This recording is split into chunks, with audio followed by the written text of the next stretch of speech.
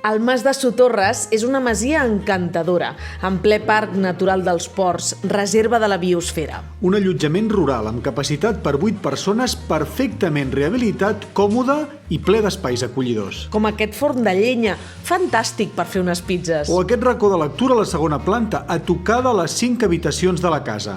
És ideal per a desconnectar i relaxar-se en un entorn natural i fins i tot un punt salvatge.